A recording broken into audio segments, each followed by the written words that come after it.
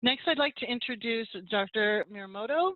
He is also a UC Agriculture Natural Resource Specialist with an emphasis on organic production. So welcome, Dr. Muramoto. Thank you. All right. Good afternoon, everybody. Can you hear me? Yes. Yes, we can. Okay, great. Can you see my slides? Yes. Okay, great. All right. Thank you for having me today. I'm based at UC Santa Cruz. Maybe San Diego is warmer, but I was trying to go there, but at this situation, and we're gonna talk, connect with the this e-connect together. So today's theme is climate smart agriculture and soil health. And many of you might have heard about soil health, and soils can sequester carbon. And then there's a lot of talk today, this afternoon, about cover crops and compost and so forth. But my goal today is to give you a little bit different perspective on soil health. And I've been working on strawberries for many years. So based on my experience, I like to give you a little bit larger perspective on soil health. So a perspective from soil-borne disease management in strawberries. All right. So here's the outline. First, I'm going to talk about soil-borne disease management by fumigants in conventional California strawberries. And second, how to control soil-borne diseases in organic system without using fumigant. It's called integrated soil-borne disease management. And finally, I'm going to talk about the future vision of integrated soil health management. That's the content of my talk. So let's start with the California strawberries.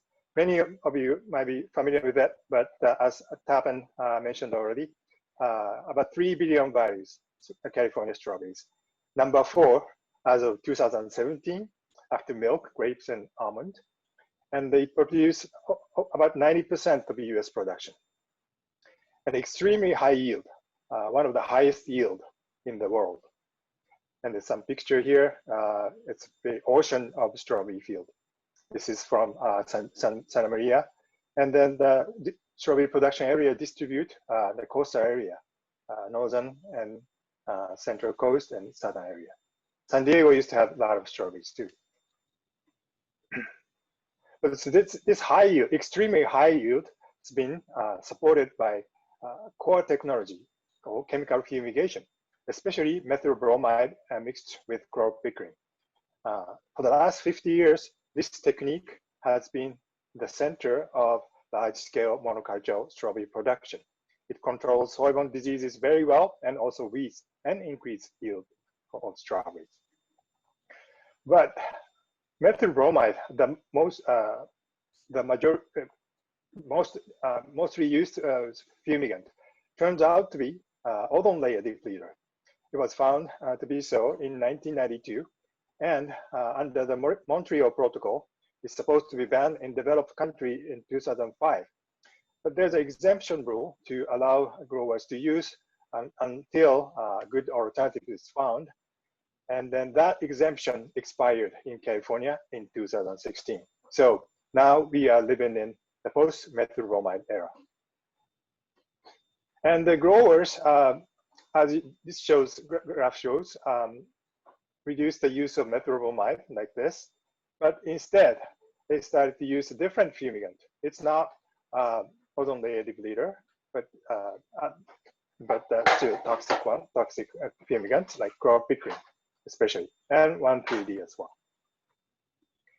Unfortunately, those alternative fumigants are not as effective as methyl bromide.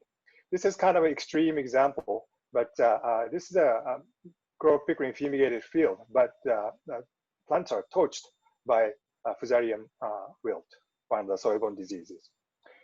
And moreover, since 2003, DPR, Department of Pesticide Regulation, has documented hundreds of acute illnesses caused by accidental fumigant exposure to agriculture workers, as well as people living near fumigant fields.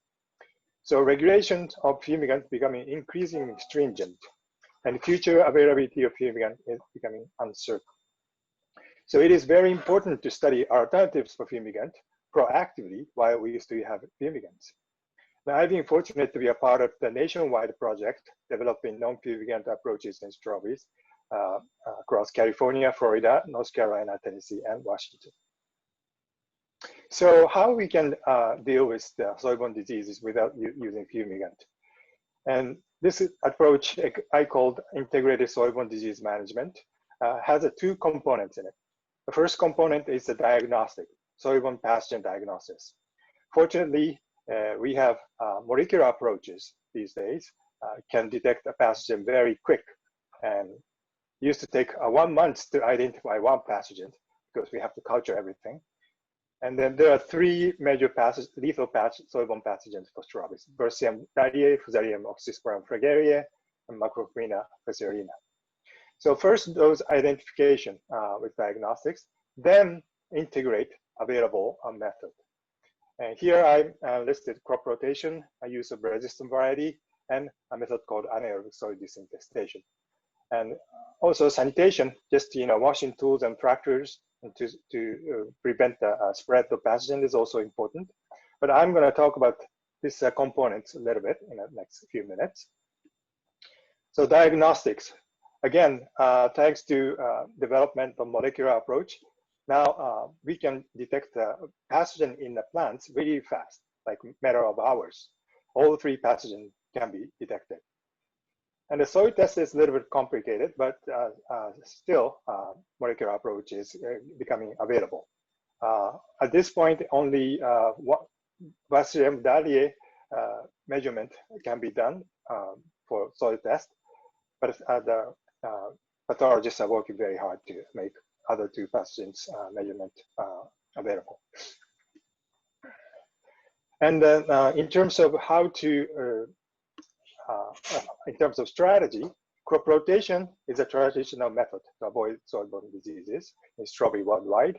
And if you're organic growers, this is a mandatory under organic production rule, National Organic Program.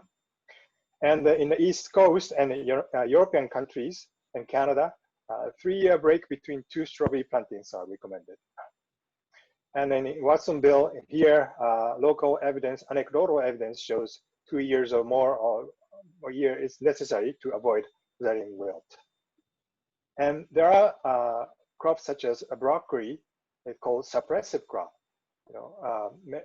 You might have heard of it, but after harvesting broccoli heads, using residues, leaf and stems by chopping up and incorporated in the soil, that can gradually reduce the Bersium wilt.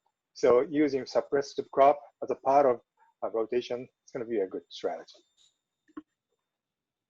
Another approach is called anaerobic soil disinfestation, ASD.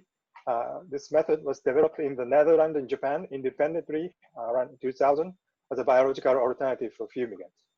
The principle is acid fermentation in anaerobic soil.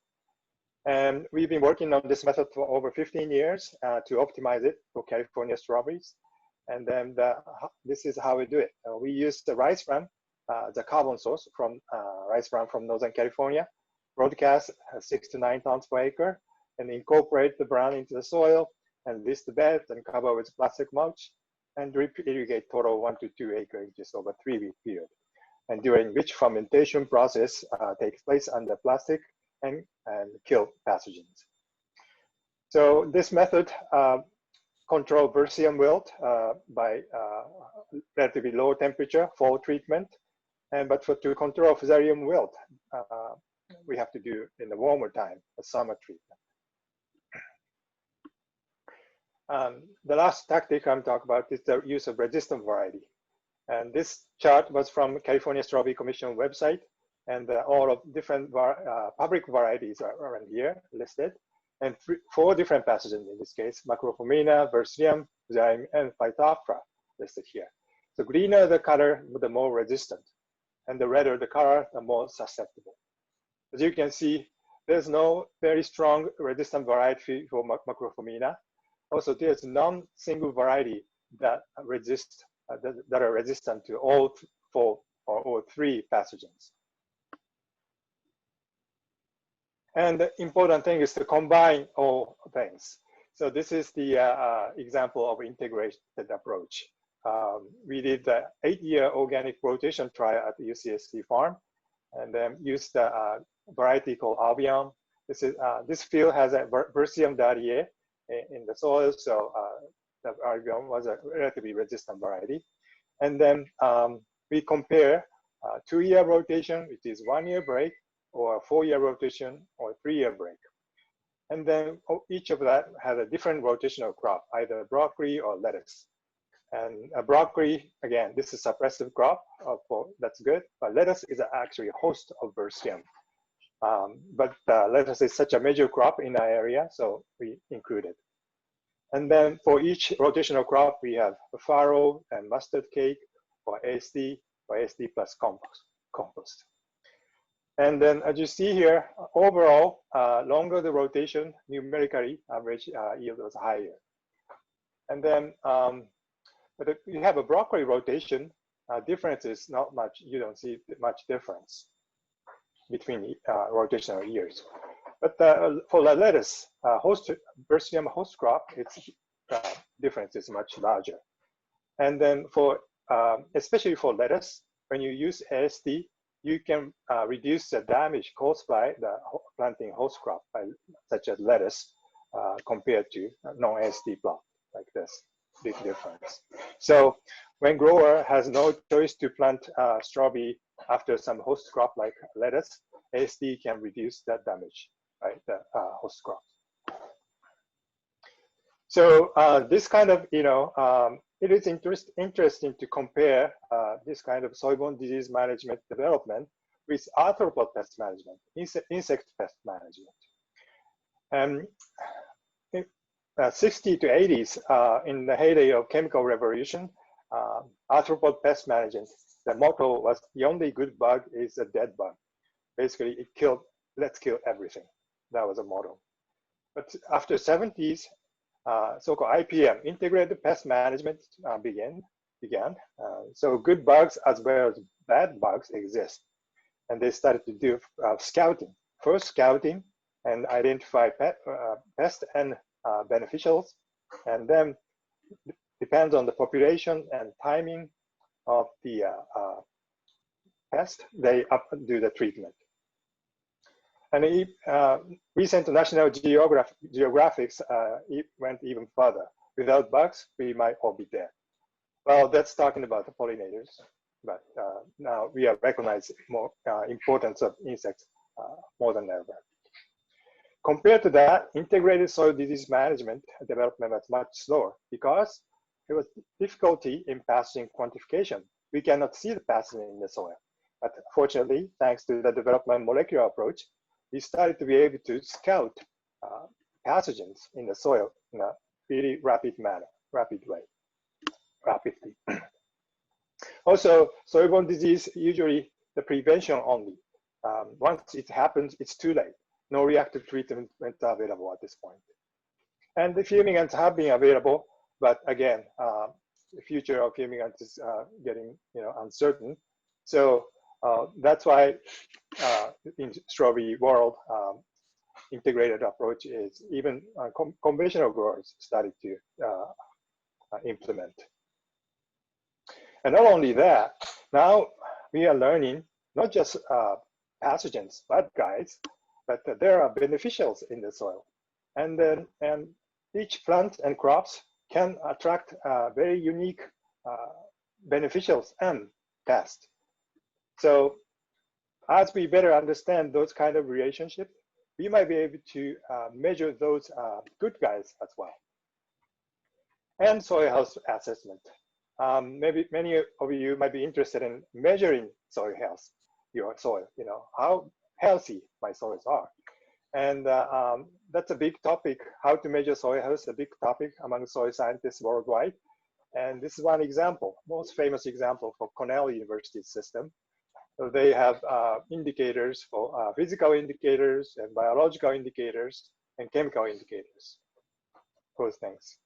And it's very good, and especially for carbon sequestration aspect, especially respiration and active carbon, those are so important. But those things needs to be combined with the pathology. And unfortunately, so far, soil scientists and plant pathologists communicate very well. Soil scientists talk about soil health, and plant pathologists talk about plant health. And we need to put both together. So this is a future concept. Maybe it's at this point, just a vision for the next 10 years or so, but momentum it's right there. I call integrated soil health management. So basically, again, there are two components, soil health diagnosis, but not only molecular pest detection, it combines with so-called soil health test, measuring physical, biological, chemical tests, and measure labile, carbon, nitrogen, enzyme, so forth. And on top of that, we might be able to measure beneficials as well in the future.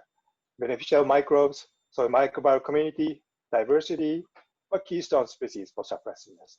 And based on those kind of information, growers can decide what rotation they can develop, or what variety they should use, what treatment they're gonna use, or what fertilizers, or what biological amendment they can use. And as we better understand those kind of plant soil microbe interactions, we should be able to use biological amendments much better, I believe so. And then those kind of approach is very location specific and knowledge intensive. And that's very much contrast with the fumigation approach, which is location general and chemical intensive. And that's my talk. And thank you very much. And I'd be happy to answer the question if we have time. Thank you very much.